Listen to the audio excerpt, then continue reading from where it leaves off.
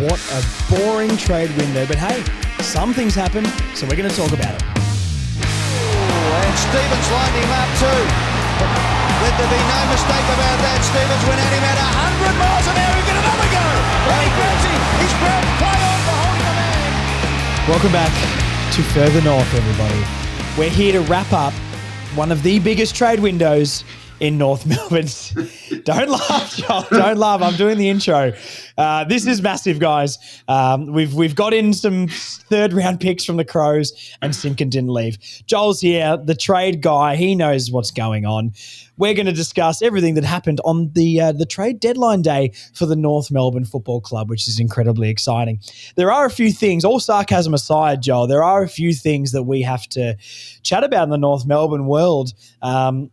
Do we start with Finbar? Because this was probably the one that's out of nowhere. We can do extensive dialogue on Jai Simpkin, but let's start with Finbar here. A trade for a player that isn't contracted, I guess, is a weird thing. I mean, I guess he's contracted but hasn't been extended. I don't know. I didn't know you could trade a player that their contract was running out.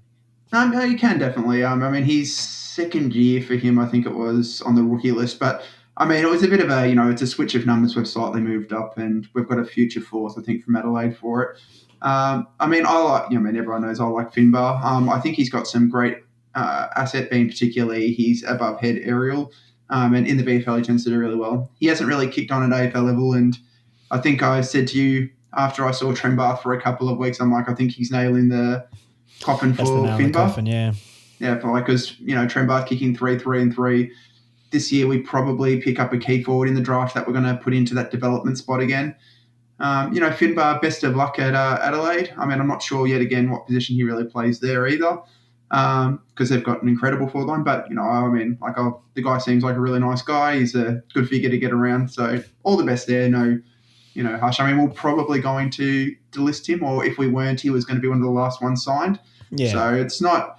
I mean, it's no skin off our nose realistically, but, best of luck for Finbar. I like the Moose, but, he wasn't, changing anything really at our list this year. And there is chance he can develop still a bit further, but he is 22 years old and a bit later to the game. So, Yeah, he's not really on the Crows timeline, I guess. Look, North Melbourne got pick 57, which will probably be about 107 by the time all the father sons and academies. They'll actually probably come in a lot now, actually, to be honest, because all the father sons disappear.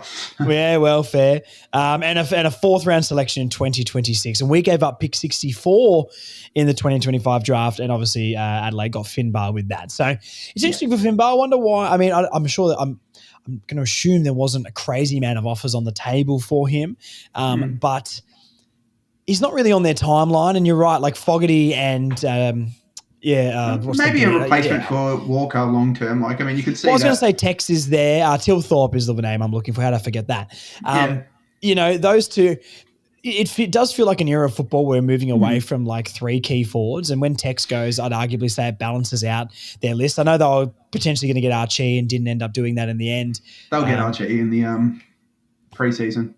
Okay, so I feel like Archie comes in and like Tex eventually goes out, and that balances that forward line a bit more. Yeah. I got nothing against Finbar, but I've always been a little bit skeptical. I think he's a bit late to the party. He's got raw attributes, and the marking can be there, but I don't know. I'm not sure he even plays a game for Adelaide, to be honest. So, yeah, it's an interesting choice to go to, but I don't know how many choices were there for him. So, look, good luck to Finbar. Yeah, there was rumours of Finbar like a bit earlier on with a few clubs sniffing around him, but Adelaide wasn't one of them that I'd heard.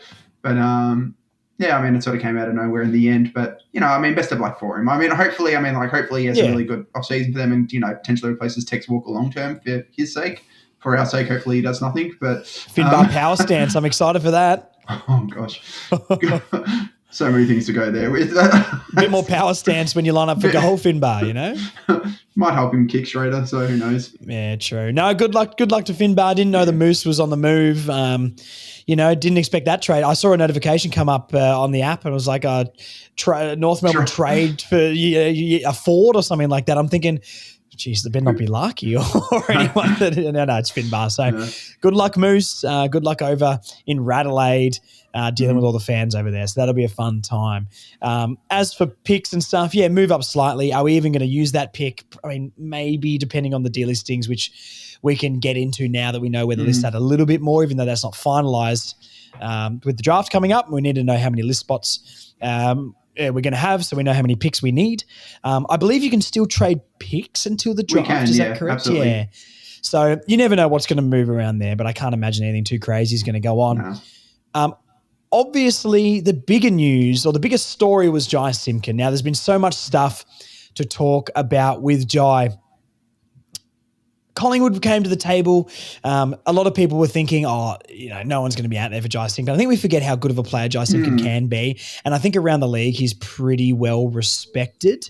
But, the fans, we know North Melbourne fans are very sensitive recently with the performance we've been putting in the last few years. Some people think he's the worst player ever. Some people think he's great. I talked to some Pies fans today at the shop and they said they'd love him. So I think he's pretty well respected around the league. That they did not come to the table with North Melbourne's offer. Now, two first rounders is what we were asking for him. And the whole world went, that's overs. Yeah, we know. That's how you negotiate when it comes. It's like bargaining in Bali. You know what I mean? You got to start low. They're starting high and you got to meet in the middle. No, it's like, I can't believe the uproar I heard from people talking about North want 2 first rounders. All I know is if a bigger club went and said, no, we want 2 first rounders for our player, the media would have gone, yeah, you make sure you stick by it. And then when we do it, they go, he's not worth that. You're like, yeah, that's the point. I'm going to let you speak here in a second, Joel, because I'm rambling now, but let us know what you know about this. What did Collingwood come to the table with and why did we turn that down? I believe the first thing they came with was a 2027 first round, which is the Tassie draft. Yuck. Which is yuck. It's going to be pushed out to 30s, probably that pick.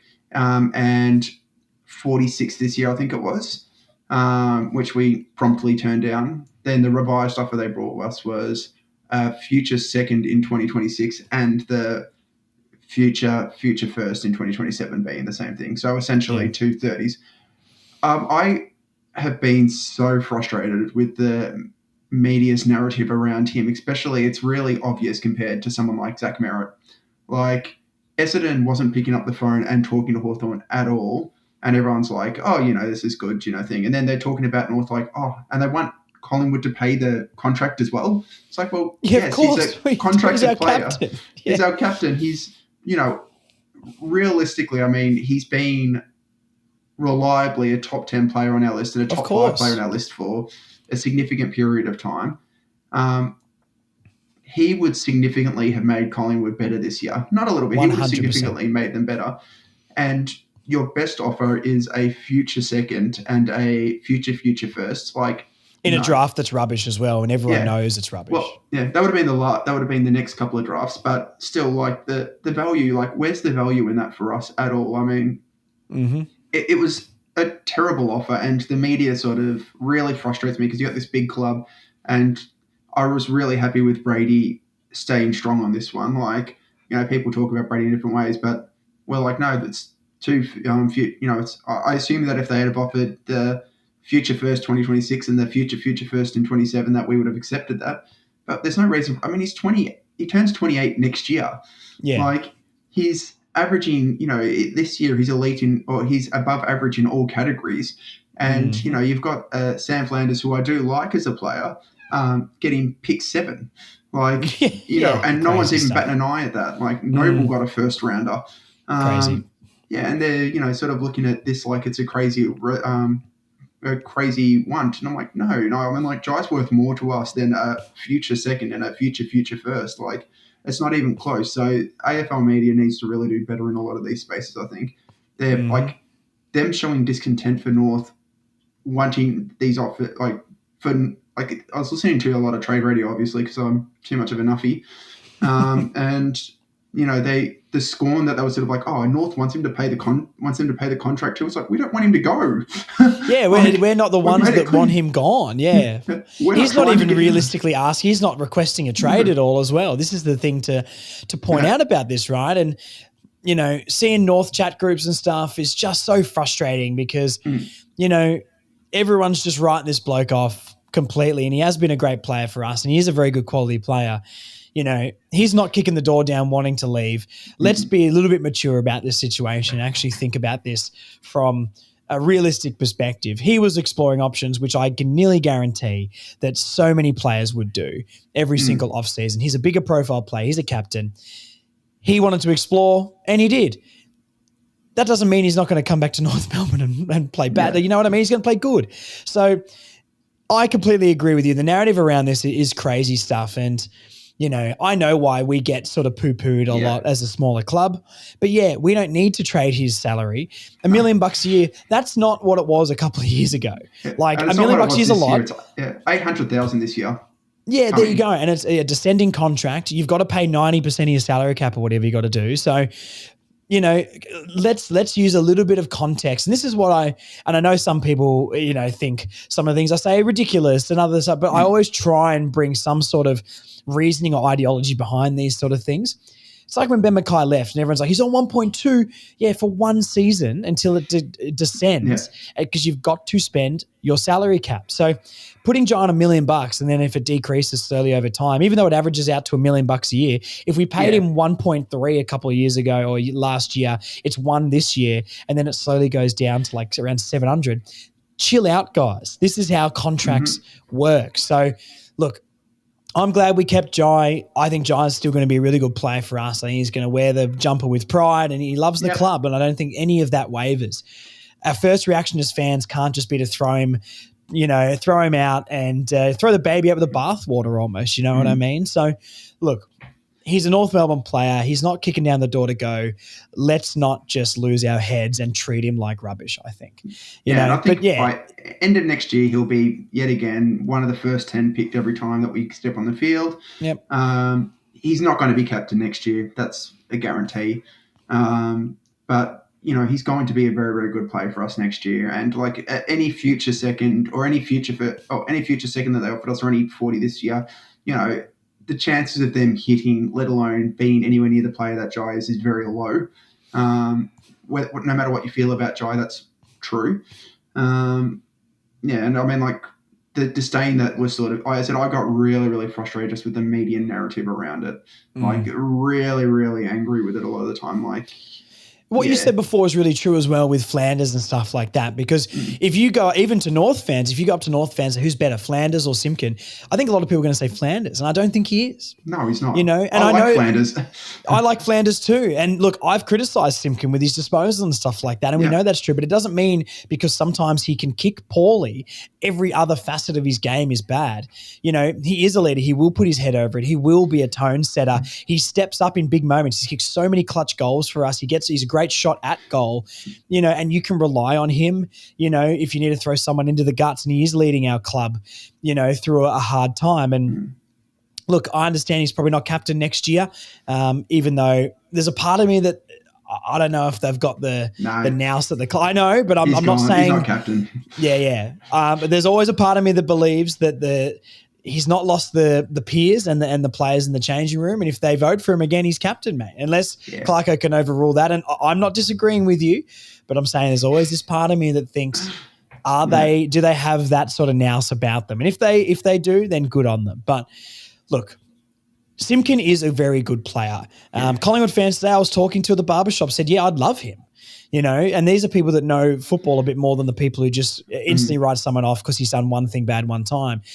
You're allowed to criticize him. I'm allowed to criticize him when he can't kick the footy properly.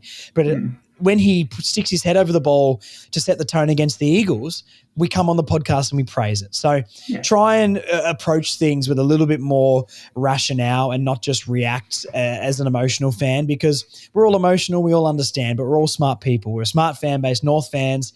We're the most intelligent people in the AFL community. We know this. You've got to be smart to know how to support this club and not lose your mind. So, look, I back what you said before about the Flanders thing. I also agree with Brady. Good job on Brady Rawlings, not just whimpering at this and taking what we could get and not getting pushed around by the bigger club. And, I made a video on this through the year, and I've had many discussions with you and everyone else on this podcast before about Brady Rawlings, where everyone's completely fine to name all the bad things he's done, and those are there. But when he does the right thing for us, we never acknowledge it either.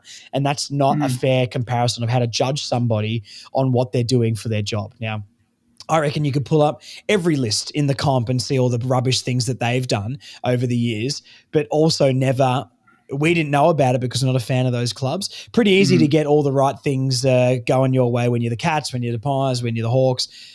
It's tough out there. That list that was getting banded around of our signings in the last 5 years, and don't get me wrong, the list sucks, but we haven't been very good. So he's not really getting much to work with right now. Now, look, I'm not here trying to defend Brady Rawlings because I think there's been as many hits as misses and many misses as hits. But, we can't just go, oh, my God, he did this bad thing. But then when he drafts Sheasel and Wardlaw and McKercher and O'Sullivan, we go, oh, that's an easy one because he had a top 5 pick. That's not right. So pull your heads in if that's the way you're thinking. Good job, Brady, for not folding to the bigger club. I completely agree with your Sam Flanders and the comparisons of him as a player, because let's not forget how good Simpkin can be as a player. He has plenty of good games last year, and he's important. And when he moved to that wing role as well, he actually looked very good. He was very, very good. It's giving him license to move up the ground. He gets him into the forward line. If we can get him pushing forward, getting on the end and dropping into the holes, and we can actually find him. He could kick 15 goals a season or something like that, which our midfield doesn't do at this point. No, I completely agree. I think the role that we had for him was actually a very, very good role, and it's a bit frustrating that he wanted more inside because he does play the inside well. It's just unfortunately he's been out geared by unfortunately players that are particularly. Like George Wardlaw can't play on a wing, can't play up forward. No. I wouldn't want him to with his aggression at the ball. LDU either. LDU, same thing. Like LDU, you want burst. Sheasel's a different kind of gear. Tom Power's a different kind of geared player as well. Parker is as well. He fits, as I said, Jai's more into that LDU, and he's stepping on the toes more of like an LDU and a George Wardlaw. So like him playing out the window, he's got that absolute engine where he can run all day, and he is an exceptional goal sense. Like he kicks goals. Like he's in big moments. Yeah, and I would say this as well, which really frustrated me about it is there's been games for us that he's won off his own boot for us. Like that West Coast game last year in the when we hadn't won a game for a while and it was him going up there, he single-handedly dragged us over the line. He dragged us over that line. Yep. He kicked a couple of important goals. He had some really important plays. People forget about these moments. There's not a lot of players that can do that kind of thing. And Jai, he's not for me, he's obviously been there for our worst era. But the number one, it's an insulting offer, giving a future second and a future third for your captain who has played at extremely high levels and will continue to, I think. It's just and the expectation, from the media and that North should be paying part of his contract when we're not actually trying to get rid of him. Yeah, crazy. It's crazy. It's just dumb. Collingwood's a big club with a lot of money. They can pay. Yeah. They can pay it. You know what I mean? They figured out how to pay it themselves already. The reason they going down the slight hole, the reason that they didn't offer more first is because they've traded out so many first right over the last few years, and they haven't paid out for them. Schultz has been a bit of a bomb for them. Houston's been a bomb for them. Trelaw, they were still paying for until this year, was a bomb for them. And they've traded out first for all of these guys. So that's the reason that they weren't particularly jumping at trading first for him. But if you're going to do it for a player, I think Jai was probably the one for them to do it for. Yeah, no, I completely agree. I mean, I even think back, it was a dog day for us, but the Hawthorn game last year in the last round, but Jai was the only one that looked like he was trying to put in a shift and do something for us as well. And, that's a big loss, and I understand that, but you could see his body language, his willingness. He kicked 3 in that game, I believe, and every time the ball went near him, he was still going at it when everyone else was on the beach. So, look, this isn't meant to be just a Jai Simpkin glazing session, but it's also I just don't like the narrative around calling him Captain Coward and stuff online. I mean, pull your head in and grow up a little bit, you know what I mean? Don't act like a child. I mean, it's just insane. So, Jai's going to come back. He's going to be a good player for us. We need to welcome. He's done more positive for this club than he's ever done negative. We need to welcome him back. And look, every player has their shortcomings. I know sometimes he butchers his kicks, and I'll be the first to point that out on the podcast like I did last season. But in reality, this is a good player, and we've kept a good player on our list from going to a bigger footy club, which North Melbourne needs. We're not better without Jai Simpkin on the list next year. Definitely not. You know what I mean? And we're not better with a first-round pick, an 18-year-old who has never played an AFL game. If you want to improve next year, 2 seasons. Yeah, exactly. If you want to get 8 to 10 wins next year, if you want to actually start moving up the ladder, you don't trade Jai Simpkin, and that's just as simple as that. So, look.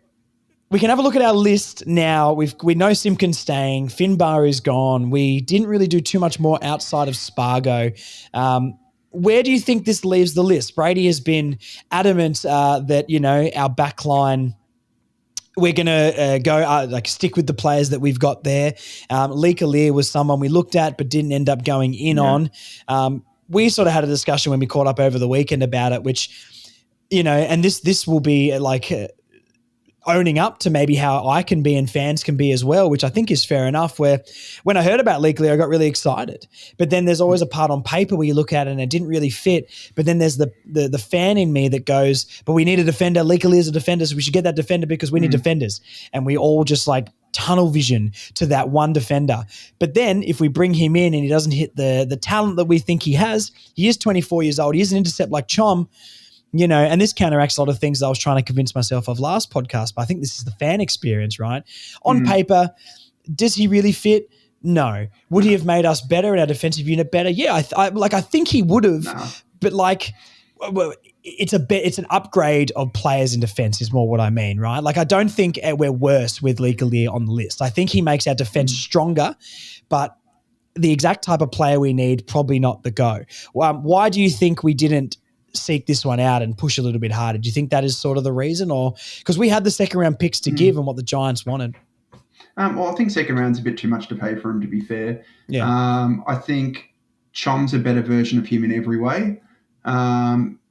Logue and Pink are already better defenders than him, as in one-on-one defenders than him.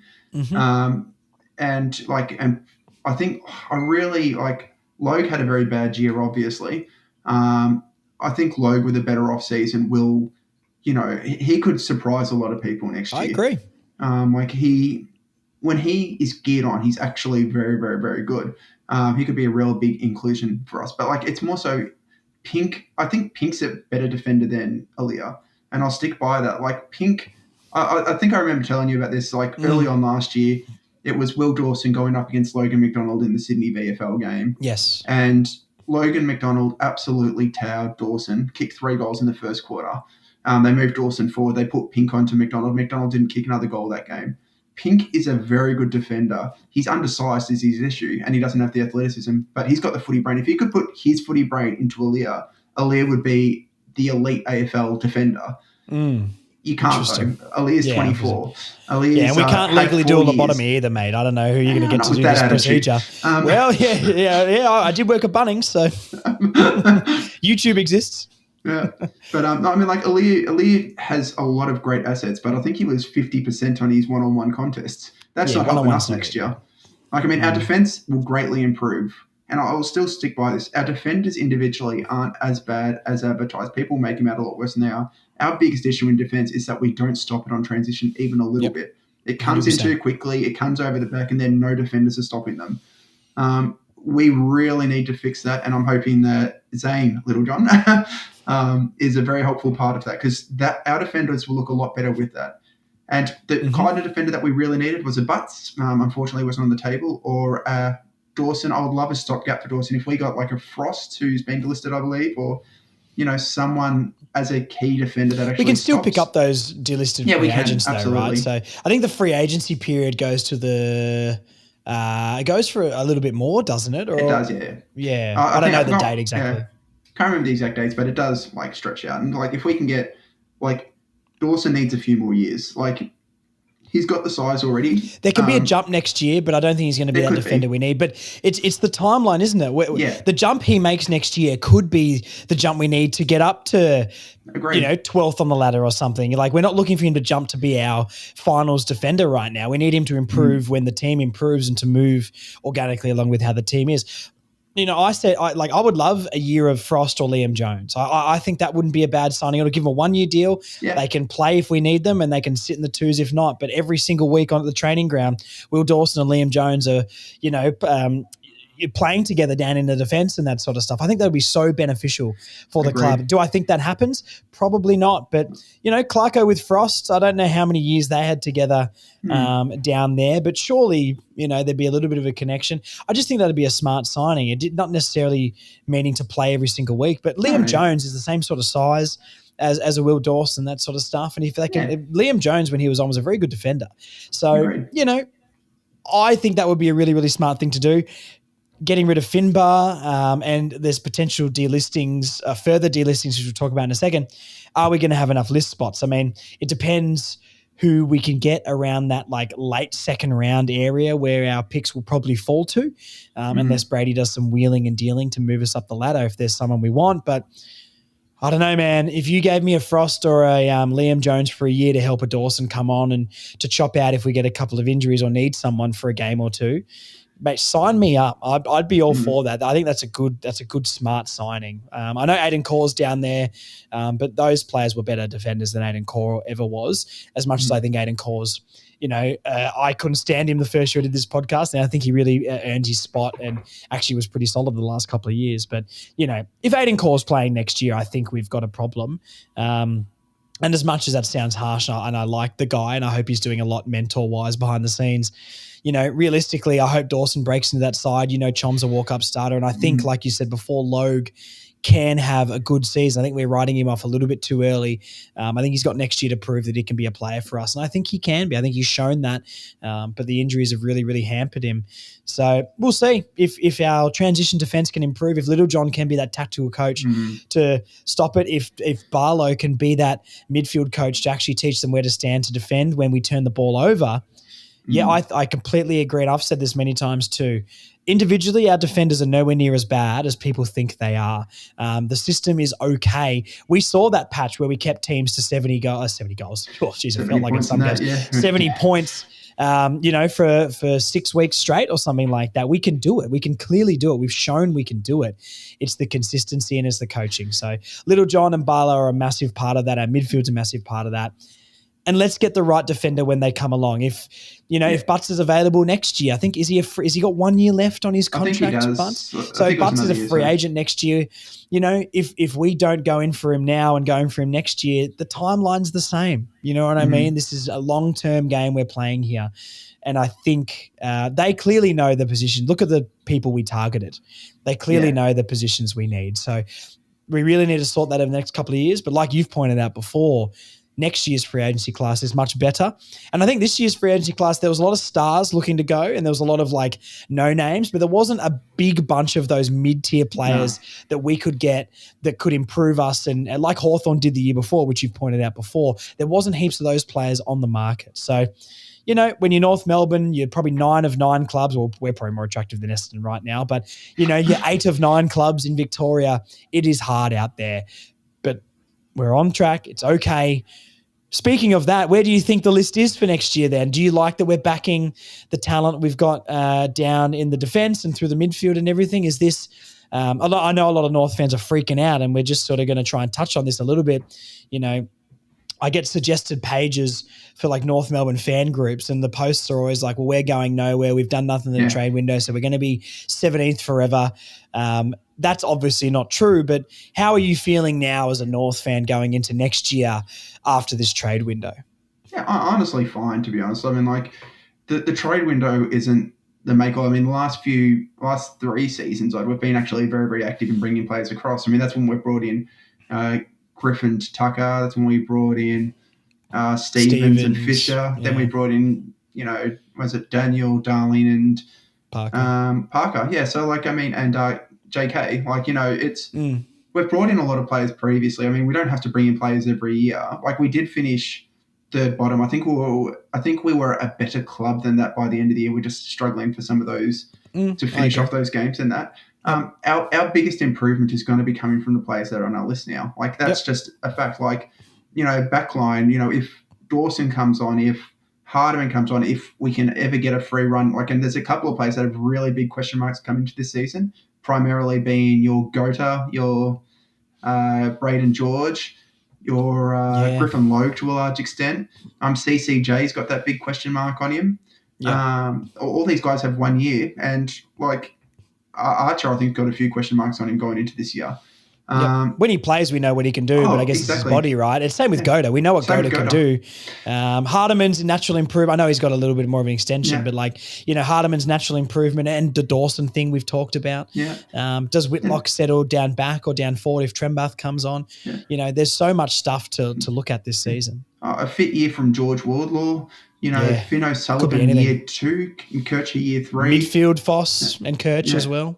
Dersma's still like a unknown. I mean, like Dersma's going to get a lot of thing, and I'm not like in love with him at the moment. But if he can, like, he's still got special attributes that like aren't easy to achieve. And if he has a big off season and starts to really put in this year, potentially we've got, like he's a massive addition potentially. And I still think he has that upside. Yet again, I wouldn't throw him out just yet. But this is a big year for him coming. There's a few players that are really in that spot.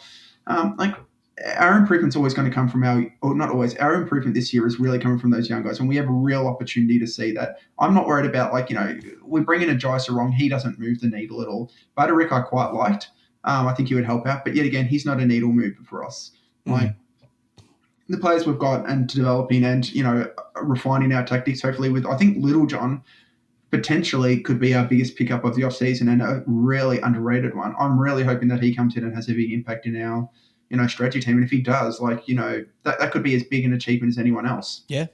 Yeah, because we look at the list and you can see the talent on it. All the names we just named, and that's not even Larkies and Zerhas and Curtises and LDUs and Charlie Combins and Simpkins there. And, we've got all this sort of stuff that we can play with, your veterans and your Parkers and your Daniels and your Darlings and that sort of the list isn't a bottom. I don't even think it's a bottom 4 list, to be honest. No. It's just young, and tactically we're not there yet. And I've pointed this so many times. I know I sound like a broken record, but last off season at this time, Clarkson said, this is the list that we can actually build a game plan around.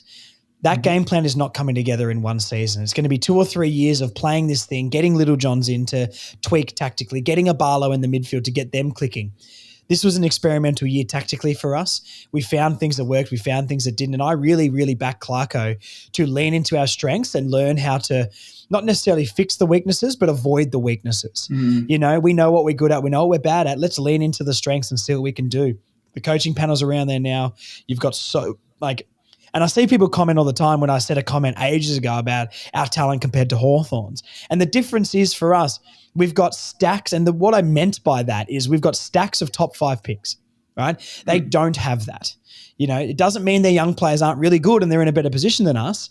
What I meant is they don't have, 5 years of top 5 picks like we do. So our talent in that age bracket is superior to what they've got. They're better than us right now by far, and I know that. But those players could explode and be anything. We've already got a guy at 20 years old, and Harry Sheaves has won 2 BNFs, fringe All-Australian all the time. Wardlaw, the glimpses we've seen, and he's put it together more than glimpses though as well. He's had these patches we see of Wardlaw, if he can get his body right, the guy could be anything. He could genuinely be anything. McKercher, we know how high I am on him. He's, and look, I'm a fanboy, but it's not out of nowhere, mate. The guy's going to be a superstar. And Finn O'Sullivan, like you point out, the ultimate dark horse when it comes to what he could be. Could he be that big-bodied midfielder that we need? I fully think he can. Yes, I know he's not 190 centimetres, but his size on the field, we all rocked up at the ground. Every single person listening to this podcast rocked up to the ground sometime last year and went, God, Foss is bigger than I thought. Because that's the first thing I did in round 1 when we sat down at the game. And I'm like, he's a lot bigger than I thought he was. So you're right. The natural improvement is the go. These coaches around them can be it. A Wardlaw getting a full season, a year 2 Foss. Where does Curtis go when he's only 22 years old or about to turn 22 or whatever he is? That's going to be more improvement than getting a Budrick, getting an Aaliyah or something like that. Doesn't mean that those players wouldn't have been good to get, because obviously I would have liked those players. But we're not stuck, and that's the main thing out of all of this. So, to all the doom and gloomers out there, we're not stuck. And even if next year isn't the explosion we need, the timeline is probably 2 to 3 years down the line, we want to sort of be trying to push finals, I would say. I know people want it sooner. In reality, that's really not where I see this football club. But if we win a flag in 2030, we're not going to care we were bad for 10 years to the 2020s, mate. It's going to be the best time ever. So that's what I'm really holding on to. Spargo is probably the only other one from our window to talk about. We've talked about this a little bit. I sort of posed on the pod last week about him playing the role. We tried to get Sheasel to play off half forward, so Sheasel can now be more of a permanent midfielder. I think Harry Sheasel showed that he is a midfielder towards the back half of the year. You'd think Wardlaw, LDU, Sheasel is our starting rotation. Yeah. What sort of role personally do you think that Spargo will play? And do you think that he's a slightly underrated pickup for us? I know there's injury concerns there, but when he plays, I think he's pretty easily best 20, 22, 23, whatever it is these days. I'm not convinced he's in our best 22 or 23. That being said, like, he's going to be the guy kicking the ball into the 50. That's what he did best at Melbourne. That's what he'll do for us. Like, I agree with you, probably that Sheasel role, a bit of a high half forward / wing, I guess.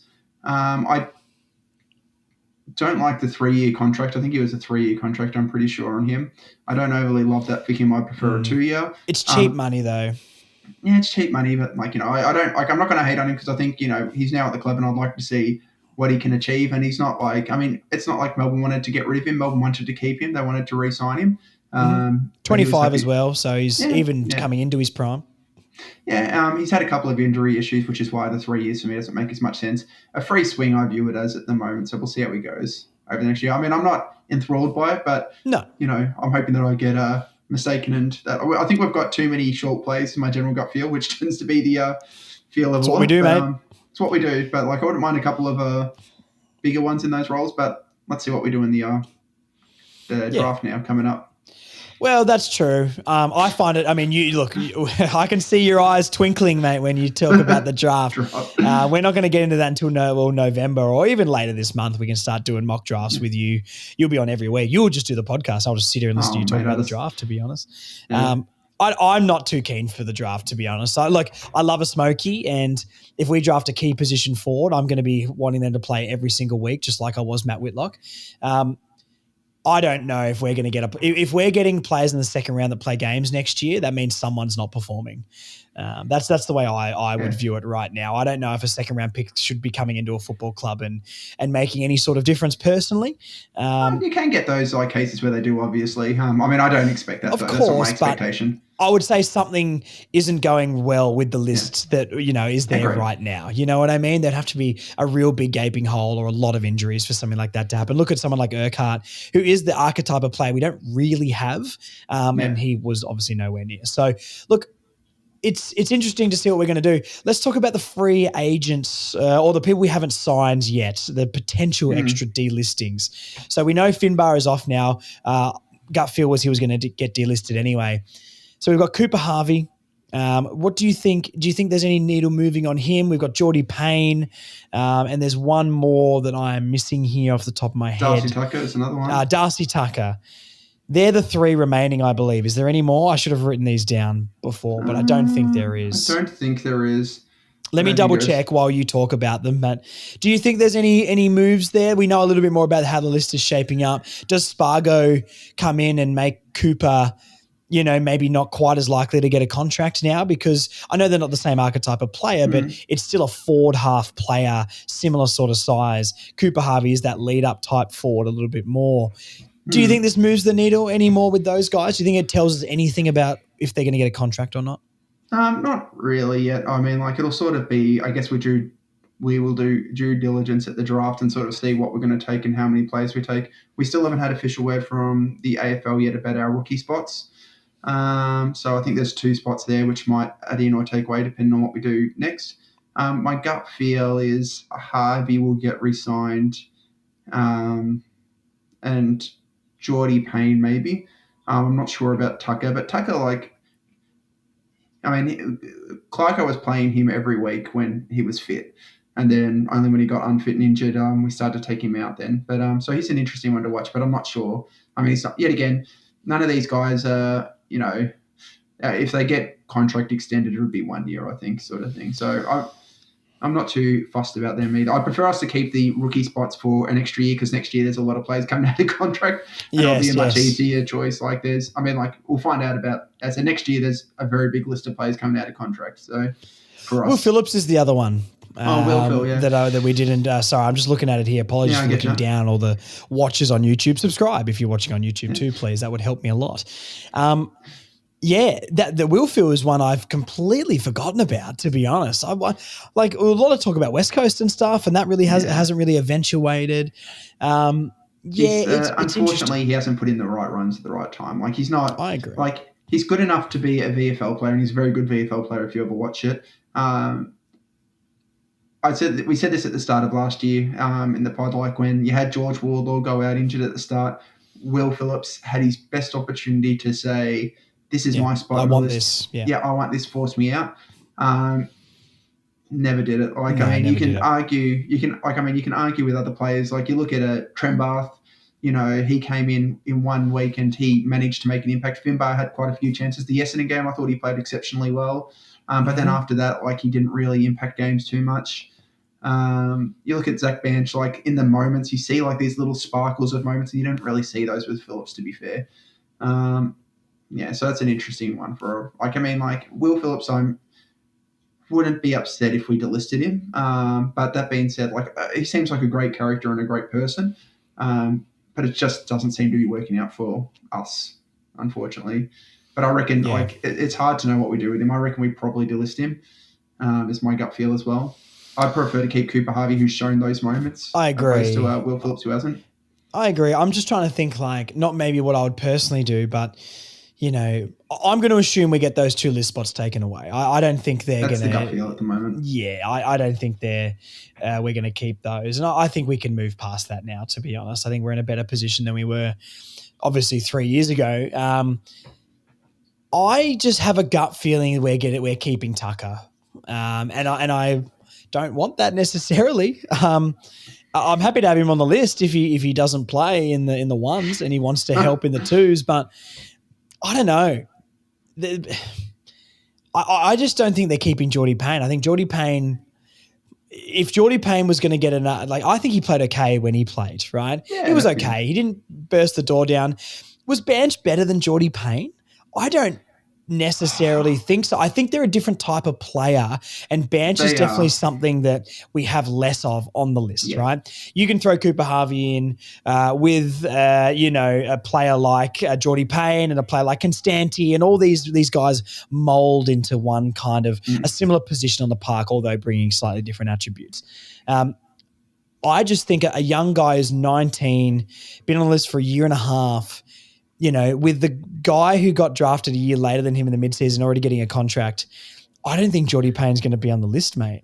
Oh, I agree with you. I don't think he is. I mean, for Bench's sake, number one, the VFL games were a lot more impressive that I've seen him in. Payne had a few really good ones, obviously, and Bench is, one of the things that frustrated me a lot watching those last few games is the amount of long kicks they did to Bench.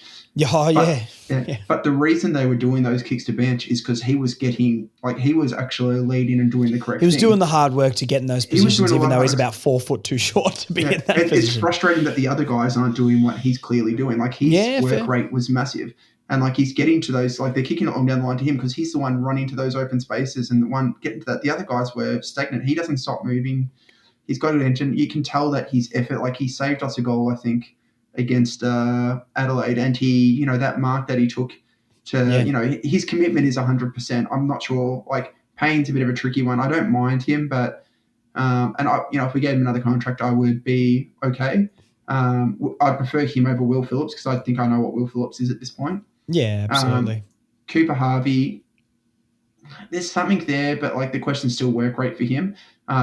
Payne or Cooper Harvey, I could flip a coin and decide between those two personally. Most people will say Cooper Harvey, though. I'd say Cooper, I think Cooper's shown a lot more at the level. I don't disagree with that, which is probably the moral. Yeah, I think Cooper's got potential to be a better AFL player. Oh, I agree on that too. I think, Payne, defensively, I just think we've got another Constanti there, to be honest. If Constanti can kick straighter, which anyone can improve, he would have had a pretty good season, to be honest. Kicked a lot of points.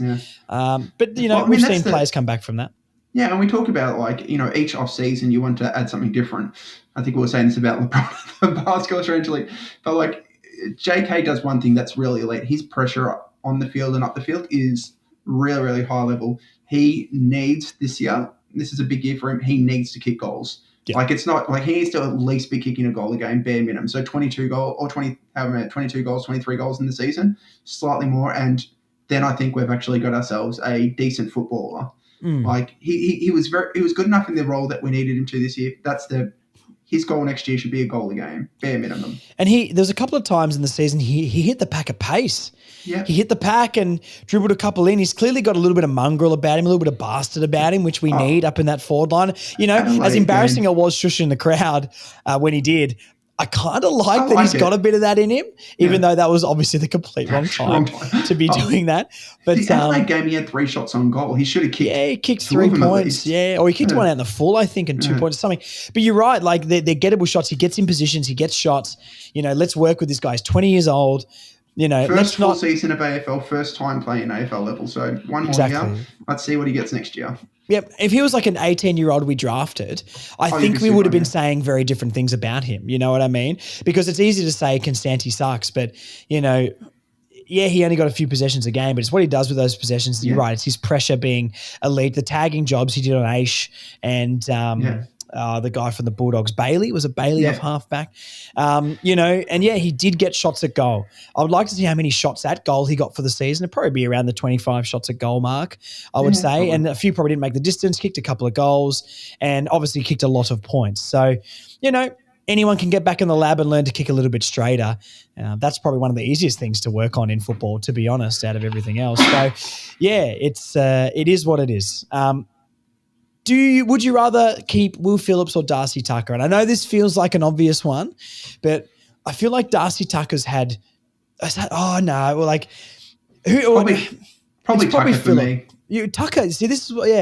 I was going to say, I feel like Tucker is going to be the choice. I know a lot of fans won't say that, and I don't even know if necessarily that's what I would do. But give me your reasoning behind that. No, more versatile, does a lot more things. Will Phillips does one thing and he can't do it at AFL level. Yeah, I kind of feel the same.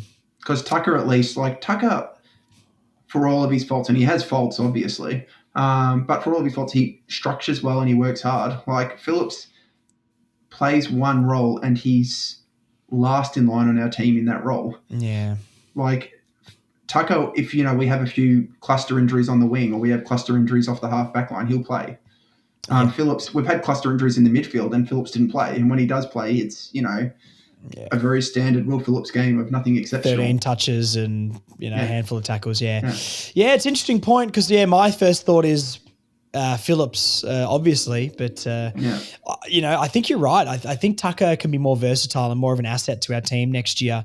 I don't think he should be in the 22 or the 23, obviously not. But, I think you're right. So, look, we'll see how that plays out. I guess they've got to announce them before the draft. So we've got maybe another month of, discussing who's going to be on the list and who's not for those last 3 or 4 guys. So interesting. How many of those guys do you think we'll keep? Do you think any of them will stay, or are we just picking them for the sake of picking them? Because if the 2 spots go, on the list, and then we're probably going to at least take 2 draft picks, right? So you've got 4 guys to the list. You've got 2 spots going in to draft 2 players. Then none of them can stay. If we keep one of them on the list, then we've got to do something with those draft picks, right? Yeah, I reckon probably a couple of them go. I reckon we'll keep. I reckon Harvey we keep, and I reckon Tucker I think we probably. keep Tucker, yeah. And I reckon the other 2, Payne and Phillips. Phillips, yet again, I don't hate keeping Phillips on the list, but he's going. No, I hate to say this because I like him as a. Yeah, I like him too. Yeah, he's going nowhere. Phillips is what he is. I've been saying this for a while. The tagger thing was fun for a couple of games, but he tagged for a half. It's not a thing that we can move forward with realistically. So, do you think Will Phillips gets picked up by another club at all? No, he'll be a VFL player. That's his career. Yeah. Well, good luck out there, Will Phil. Charlie Lazaro. Yeah, like Charlie Lazaro. Well, maybe they could play together next season. Anyway, good luck to Will Phil out there. I hope we see him somewhere. And if we kept him on the list, I wouldn't be upset. I think, I'm also not I'm not concerned if he's playing. I just know what he's going to give. You know what I mean? If Will Phillips in the team, I'm not thinking, oh God, Will Phillips is playing.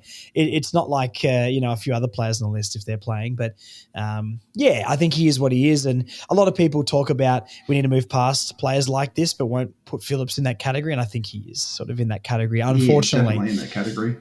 All right. Well, look, there's not really much more to talk about. We've gone to 50 minutes. Maybe we could touch really quickly on some of the other deals and keep it under an hour for everybody here. I mean, let's throw North Melbourne aside here.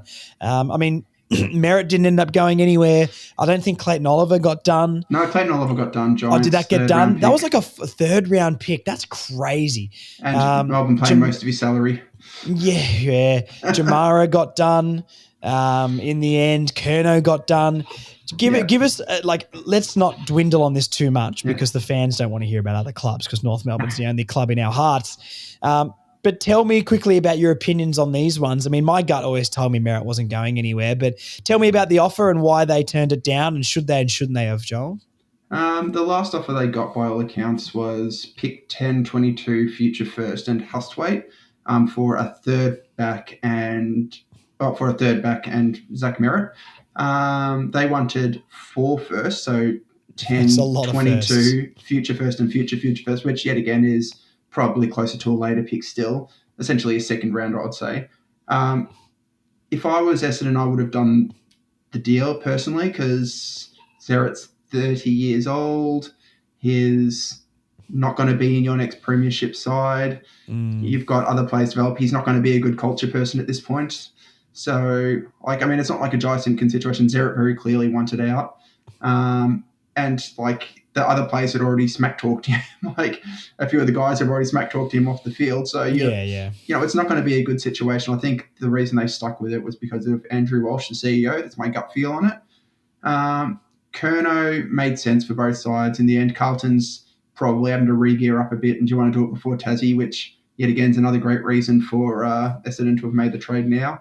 I like the players Carlton got as well. I really like Haywood. Yeah, I would. I mean, I think he's very similar to a Zerha type player.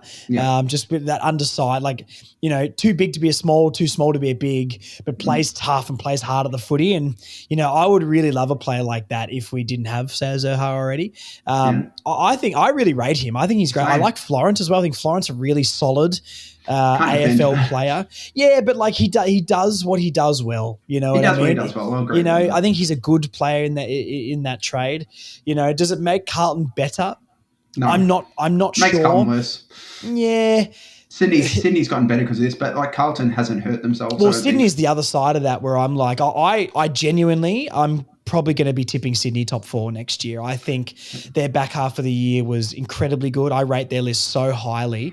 And being able to move McCartan back into that back line and have a target up there, that's all they were missing, mate. You got a year of Goulden back and, oh, God, I love their list, mate. Maybe I'm going too hard on them, but I could see Collingwood dropping out of that and the Swans going in personally. I completely agree. I can't see. I mean, who else in that top 8 could have gone into the top 4? Fremantle definitely won't. Gold Coast potentially, but Petrarca brought in, Ugle-Hagan brought in. Yeah, Ugle-Hagan's a very TBA though. He's going to the Gold Coast, which is the home of bikie gangs and meter maids, mate. So I'm not sure that's probably the best place for him. Him and Dimmer can go and hang out and have a few big nights out, which would be nice. But Gold Coast potentially, but I would put the Swans. I like the Swans list more than the Gold Coast for next season, just with that. And look, I'm a bit of a Gold Coast hater. I understand that. But, Goulden, Heaney, Warner in there, Grundy with their ruckman, but Kerno was that big missing piece. And I think the Swans' start to the year was really poor. They were very, very good back half of the year, incredibly good. So, they're a big one for me. The Ugle-Hagan for pick, what was do you remember the number in the end? It was very, very far down. It's to get him off their books. For sure, but this is the thing that sucks, obviously. And look, we're not going to the Taron Thomas stuff, obviously being allowed to play again. We're not going to talk about that really. But he's not going to get into an AFL club, though. No, I don't think so. But Ugle-Hagan in this circumstance, it's just bad for clubs like the Dogs and like North to lose players like this for nothing. And especially if other teams like the Gold Coast, why does Ugle-Hagan deserve to go to a team that could arguably top 4 and is going to probably be in a premiership window over the next few years when he's acted like he has acted? And the Bulldogs made that guy. They get absolutely nothing in return. The club with the player who's done nothing wrong gets the bad end of the stick. And this stuff keeps happening in the big clubs. And Gold Coast isn't a big club, but like teams like the Gold Coast who are really coming into a window for them always get to take advantage of it. And it frustrates me so much. And I understand Taron Thomas obviously shouldn't be on our list, but if he gets picked up by Carlton, we all saw the screenshot of the golf booking for Cripps and Taron Thomas and that sort of stuff. If he gets picked up by a Blues, imagine if Taron Thomas and Jaden Stevenson are both on the Blues next year. Somehow, I imagine that. That would be a grudge match. That would be a Good Friday that I'll be going to. Clubs like North who are struggling miss out on the talent like Thomas was. And, Ugle-Hagan was getting buddy comparisons in the draft, and the Bulldogs, who are relatively successful, but they're a smaller club, miss out on players like this. I just hate how this all works because it always advantages the bigger clubs and always screws the smaller clubs. But hey, look, we'll move on from this. Clayton Oliver over to the Giants. Who knows what he's going to be? On paper, it looks good, but they've got a lot of big body sort of defensive mids. I think they need a little bit more of attacking flair out of that mid. I mean, Callahan is a big-bodied mid. He can go attack as well. He can attack as well, yeah, absolutely. But they're huge in there, though, aren't they? Yeah. So, I wonder how that ball movement will go for them. Can Clayton Oliver get that change of scene? I mean, Clayton Oliver and Jake Stringer and Hogan hanging out. There's a Mad Monday I want to be a part of. So, that's going to be a fun time for them. But yeah, I think for the Giants, it's a smart move. I mean, they've clearly rehabilitated Hogan in an incredible way. Stringer, so. He didn't really do much for them, to be honest. But he showed flashes. He showed flashes, but when it counted in the finals, he wasn't really there to be seen. That's what they would have got him for. And Oliver's still, mid-20s or so, mid to late 20, 27, 28, I'm assuming he is. He's worth the punt. I mean, the issue is he's even with Melbourne paying most of his contract, it's still a fair whack of a contract with him. And it's a nothing pick to give up. It's nothing pick to give up, yeah. I mean, it's pretty safe. It's the same thing with Ugle-Hagan. Like, Ugle-Hagan's, for Gold Coast's sake, it's a very, very dangerous pickup. He can really unsettle that night. But neither of those players have shown me necessarily the mature. Like, North will be able to take punts on those players when, your Sheasel group is 26, 27. Yeah, because 100%. They're the kind of players that, they're the kind of players that are culture setters. At the moment, it would be an absolute nightmare to try to get them. But I'm not sure how Gold Coast is with it, but I think they're backing in Dimmer. GWS Oliver's pretty, it's away from all the media. But the question is he still the problem child he's going to be? Melbourne didn't manage to move off Stephen May either, which is a fascinating one. Jake Steele, I think, got to Melbourne. Jack Steele, Jack Steele did. But yet again, it's a nothing move. Yeah, it's a bit of a nothing move for them. It's good for Melbourne to get a mature adult in the room that after having all these big locker room guy, culture guy. Yeah, I don't disagree with that. I guess, look, Brady Rawlings, if you're listening to this, you start preparing that dusty war chest for Jed Walter. Yes, when he's getting pissed off that he's not playing games up there. They've got that, what's their ruckman that can swing forward they got in the draft? Ethan Reid. Ethan Reid. They got Ethan Reid up there with Kings, obviously a star up there, and now Ugle-Hagan, if he breaks in, Jed Walter's going to be sitting there. So get in his ear, Brady, right now. He knows we wanted him in the draft. Him and Nick Larkey up there, and Cooper Trembath kicking 50 a year will be fantastic. There's your Wade Petrie Brown that we're after. So look, get on the phone, Brady. We know what you can do, mate. Cook up a storm. Yeah. Anyway, I think we leave it there, Joel. Thank you for coming on. We talked last week about Thursday nights being a live stream night. I forgot I had plans tomorrow night, so we'll try and do that the following week. But the live streams will be coming, so I apologize for that. But hey, I've got a little bit of stuff to do tomorrow night. I apologize. I'm a busy guy. Worst. I am the worst. Podcast over the weekend maybe will be late. I'm going to Canberra over the weekend. I'm road tripping up to Canberra to see my good friend Aaron Fernando, the Hawthorn fan, who every time I slate Hawthorn, I always say, but I love you, Aaron. And he's a good fella. So going up there, so I won't be podcasting this weekend, but maybe early next week or something. You guys have this one to listen to, and there's not much else going on, to be fair. I think it's going to be a very quiet few weeks until we get into mock mock drafts and that sort of stuff. But hey, this is your pod, Joel, because the draft is coming up and it's your time to shine. So look, please subscribe, get on the socials. Lots of exciting stuff coming, which we'll talk about in a few weeks' time. But Further North is your place to be, guys. Hopefully you enjoyed the podcast. Joel, thank you for coming on once again.